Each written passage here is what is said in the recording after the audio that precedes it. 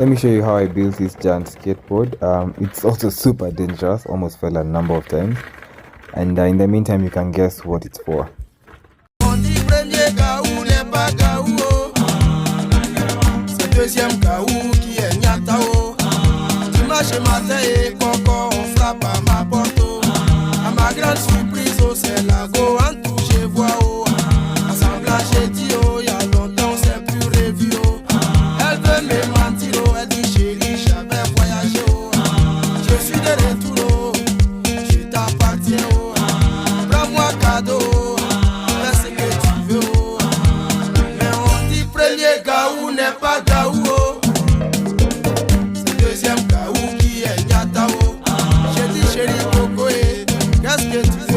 And this is what this is for. It's for allowing me to go under my project car a lot easier than I would before.